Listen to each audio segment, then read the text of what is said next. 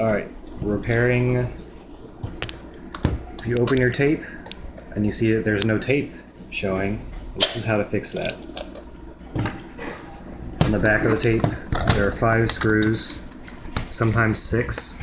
They're easy to see from the top.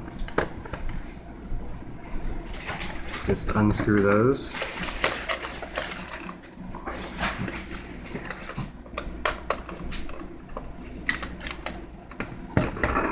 Save them for later.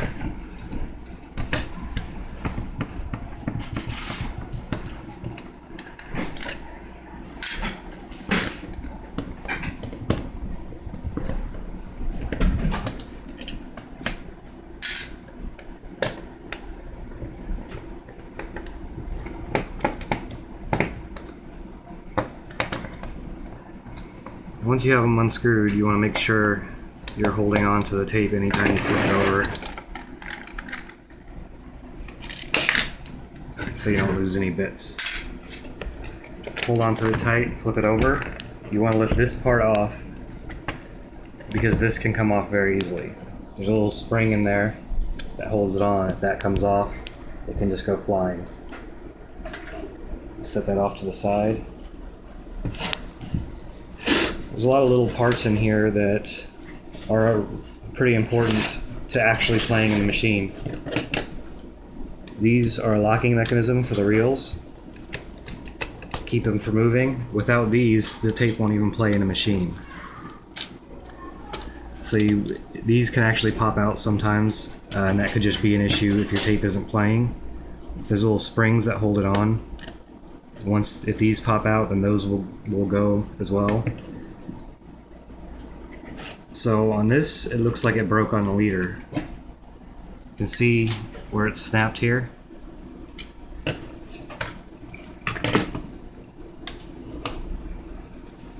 there's the leader.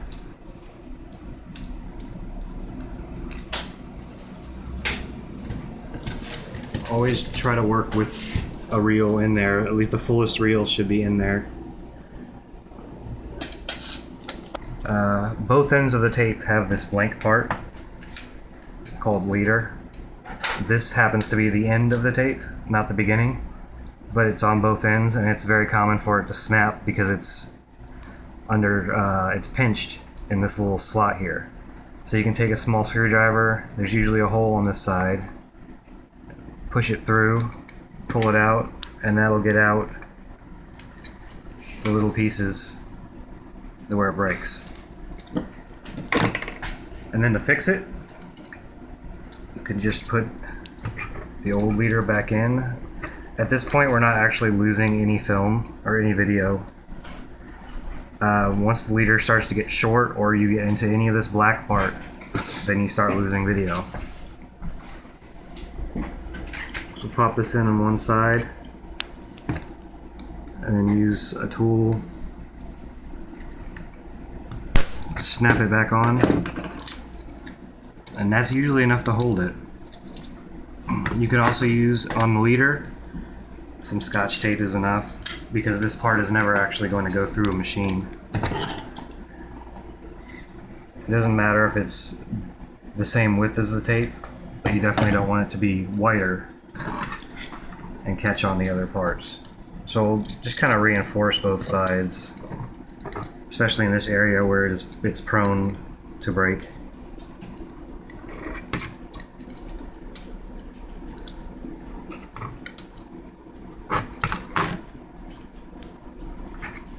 You can also use splicing tape for this, but that's usually better left for the magnetic areas.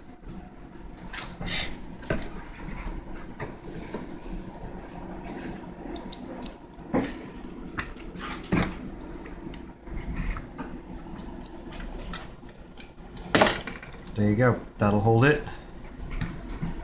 This end of the reel, that if you need to pull out any of the tape, you have to activate the lever here to turn it. Just give yourself enough slack to put this back.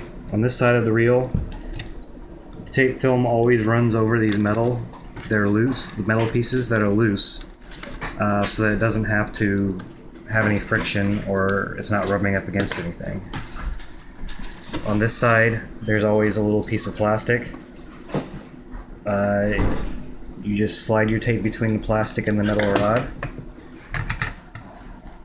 Put your reel back in and make sure that it locks, everything is set there. Pull it slightly tight, don't tension it too hard, and it's repaired. Again, this is the most important part. You know, your tape, if this pops out, your tape's not going to run at all in the machine. This piece is pretty simple. The flat piece goes where the hole is. There's a little pin in the machine that pops up. You always want to make sure that this is in here and in here as flat as possible. If it gets crooked, it could bend or break, and then you can't just put it back in. Pop the top back on. On a VHS tape, there's nothing that really blocks or hits the tape. Hold it tight. Close it up. Put in the middle screw just to hold it all together while you're putting in the rest, so you don't have to hold it down anymore. Put them back together.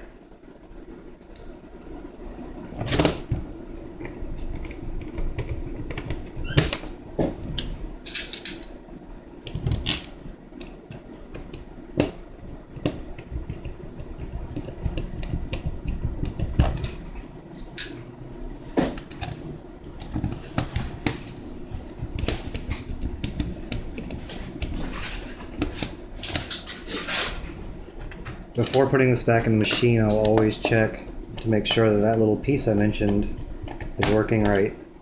And it's pretty easy to check. This hole here is the other side of that little piece. And if you just push it in and it doesn't catch on anything and it bounces back up, then it's fine. That's it. Tape is back together. It can be cleaned or run in a VHS player.